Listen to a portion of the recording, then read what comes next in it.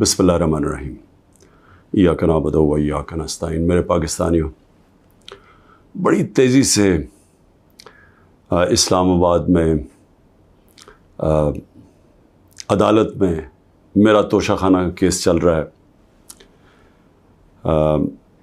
हमायूं दिलावर साहब प्रेज़ाइड कर रहे हैं उसमें,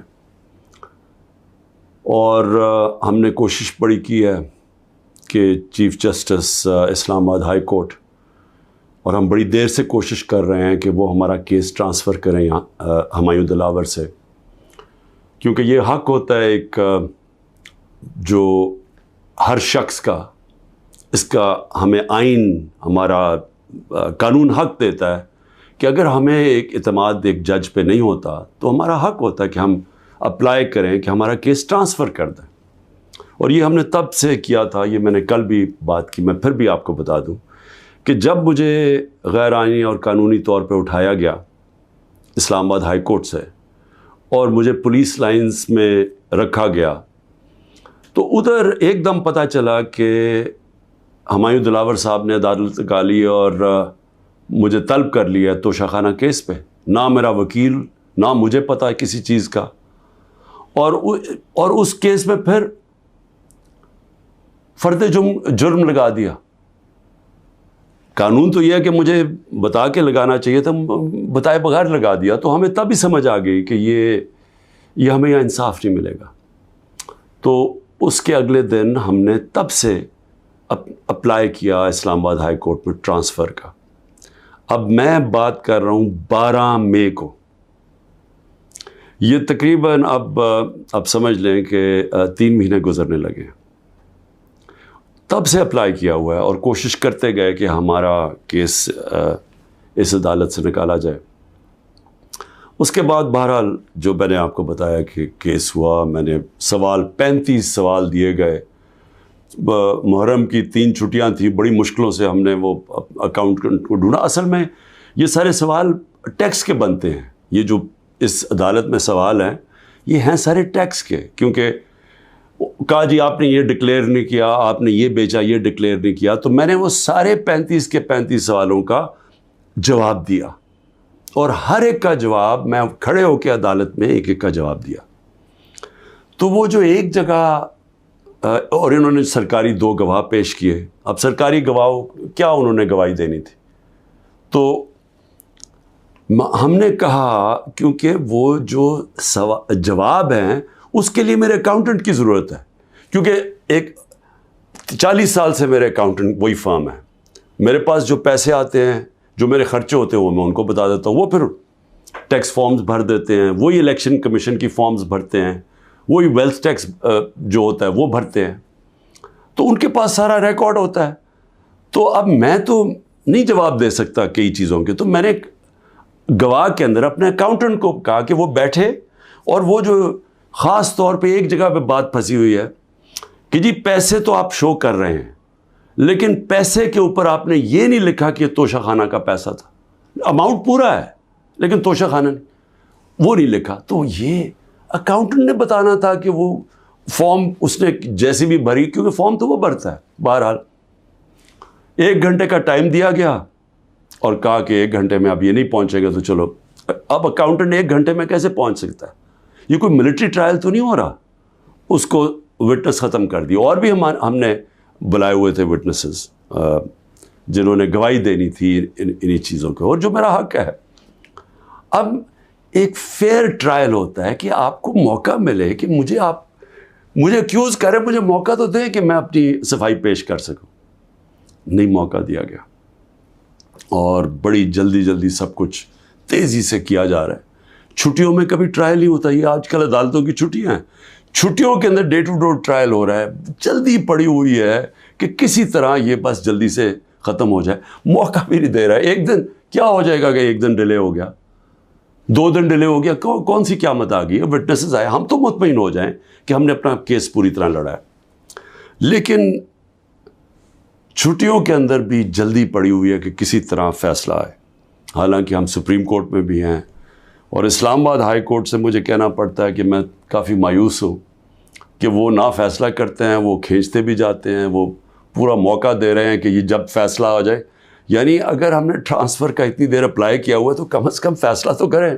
تو کرتے بھی نہیں ہیں. بہرحال وہاں بھی ان کو بھی میں نے کہا, بڑی دیر کا کہا ہوا ہے کہ ہمیں چیف جسٹس اسلام آباد ہائی کورٹ پہ مجھے کوئی اعتماد نہیں ہے. جب مجھے اٹھایا گیا وہاں سے, آپ سوچیں کہ مجھے غیر قانونی اور آئینی طور پہ اٹھایا گیا ان کی عدالت سے, اور انہوں نے اس کو لیگلائز کر دیا. یعنی اصل میں تو ان کو اللیگل کرنا چاہیے تھا. سپریم کورٹ کو تو جانے کی نوبت نہیں ہونی چاہیے تھی. ان کی عدالت میں بیٹھا ہوں, شیشے توڑ کے, ڈنڈے مار کے, وکیلوں کو مار کے, وہ بیچارہ رجسٹری اسٹاف ان کو ڈنڈے مار کے, اور مجھے گھسیٹ کے لے گئے وہاں سے ان کی عدالت سے. اور چیف جسٹس نے کچھ بھی نہیں کیا, بلکہ اس کو جائز قرار دے دیا گیا. اس کے بعد جو اس سے پہلے ٹرین کیس تھا, 3 ممبر بینچ بیٹھا, 2 ججز نے واضح طور پہ کہہ دیا کہ مینٹینیبل ہے کیس. چیف جسٹس صاحب فیصلہ نہیں کر رہے, وہ بھی لٹکایا ہوا ہے وہاں. اور ہمیں اعظم سواتی کو بہت اعتراضات تھے. انہوں نے لیٹر لکھا کہ مجھے اعتماد نہیں ہے آپ کے اوپر. تو نہ وہ اپنے آپ کو ریکیوز کرتے ہیں, نہ ادھر نیچے سے ریکیوز کر رہے ہیں. اور پھر ہمیں بڑا ایک سیریس چیز ہے یہ جو فیس بک پہ دیکھیں, فیس بک 90 دن تک فیس بک کا ریکارڈ ان کے پاس پڑا ہوتا ہے. اگر FIA یا جج صاحب ایک صرف آپ کو ای میل کر دیا فیس بک کو کہ یہ کیس ہو رہا ہے, آپ مہربانی کر کے بتا دیں کہ 90 دن تک ان کی جو بھی فیس بک میں پوسٹ تھی وہ کون سی تھی. کیونکہ 90 دن تک جو لوگوں نے دیکھا ہے اور پوسٹ بھی کیا ہے کہ اس کے جو ہمایوں دلاور کی پوسٹ تھی اس پہ انہوں نے جو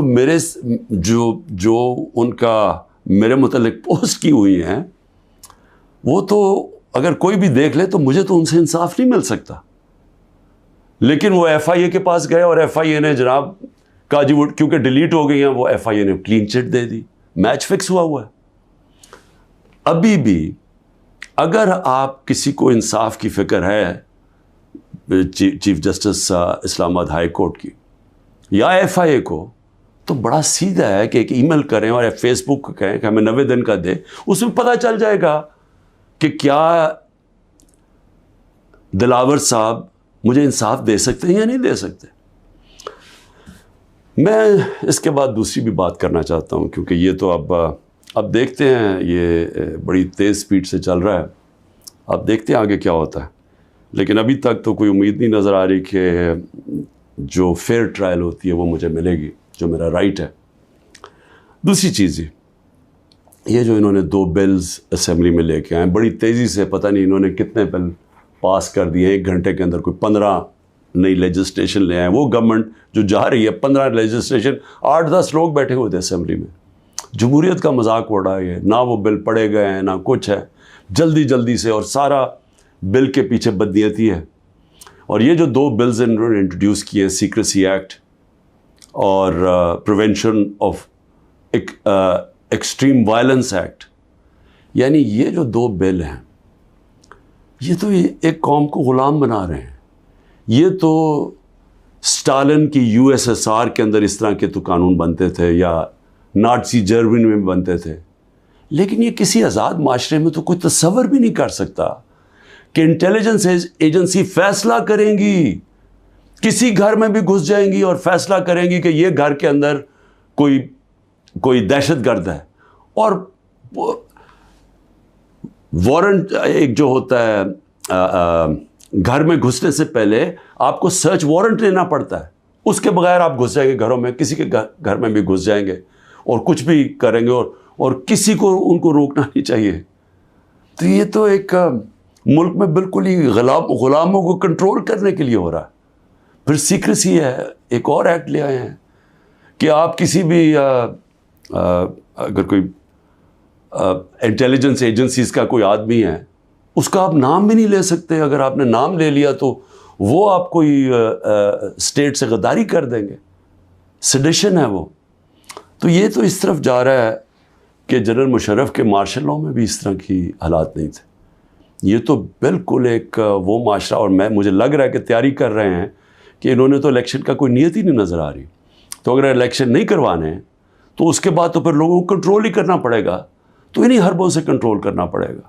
اور مجھے جو خوف آ رہا ہے، میں آخر میں صرف یہ بات کرنا چاہتا ہوں کہ اس وقت جو پختونخوا ہے اس کی ہمیں فکر کرنی چاہیے، کیونکہ ان کی کوئی اپنی الیکٹڈ گورنمنٹ نہیں ہے اس وقت.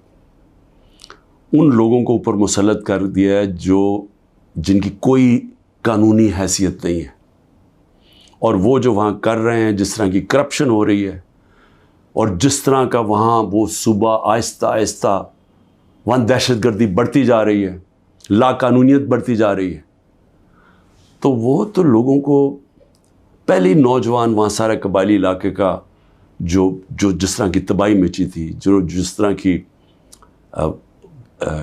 قتل و غارت ہوئی ہے قبائلی علاقے میں، ڈرون اٹیک سے، ملٹری آپریشنز، اوپر سے طالبان ایک طرف، دوسری طرف فوج، تو وہ جو لوگوں سے ہوا، جس طرح کی تباہی مچی وہاں، تو وہ تو اسی سے ابھی نکل رہے ہیں.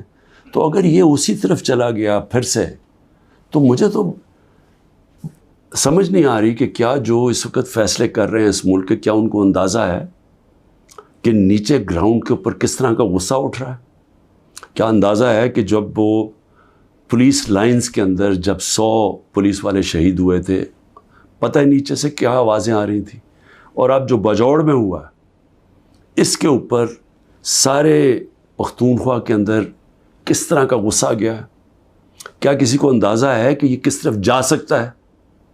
اور میں اس لیے کہہ رہا ہوں کہ بہت ضروری ہے، ایک ہی طریقہ ہے کہ یہ جو نیچے گراؤنڈ کے اوپر غصہ ہے یہ تب نکلتا ہے جب الیکشنز کرواتے ہیں. الیکشنز میں لوگوں کا غصہ نکل جاتا ہے، اور پھر ایک جب منتخب گورنمنٹ آتی ہے لوگ امید لگا لیتے ہیں، اور ہوتا کیا ہے کہ وہ جو سارا ٹیمپریچر ہے وہ نیچے آ جاتا ہے، سٹیبلٹی آ جاتی ہے، استحکام آ جاتا ہے ملک میں. تو یہ جو دوسری طرف ابھی کوششیں ہو رہی ہیں، جو لوگ اس ملک میں جن کا جینا مرنا ہے ان کو خوف آنا شروع ہو گیا. جو 12 لاکھ یہاں سے پروفیشنلز چھوڑ کے گئے ہیں اور جا رہے ہیں، آج ہمیں سمجھ آنا چاہیے کہ ان کی امید ختم ہو گئی ہے. یہ سب سے خطرناک چیز ہے کہ ایک معاشرے میں لوگوں کی امید چلی جائے. تو جس طرف ہم جا رہے ہیں یہاں تو کوئی روشنی نہیں نظر آ رہی، اور اگر انہی لوگوں نے بیٹھے رہنا یا اسی طرح پاکستان میں الیکشنز کے بغیر ایک کنٹرولڈ گورنمنٹ چلانی ہے اور لوگوں کو کنٹرول کر کے چلانا ہے. میں یہ اپنے تجربے سے ایک تاریخ کا ایک طالب علم ہوں، میں آپ کو بتانا چاہتا ہوں جو سیاست میں ایک زیرو سے ایک پارٹی آج سب سے بڑی ماشاءاللہ پاکستان کی پارٹی ہے، جو میرا تجربہ ہے عوام کا، میں آپ کو کہنا چاہتا ہوں کہ یہ پاکستان کو ادھر لے کے جا رہے ہیں.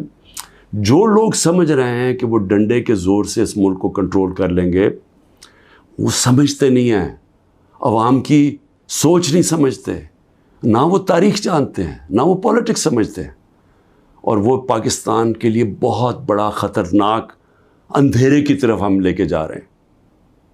پاکستان زندہ باد.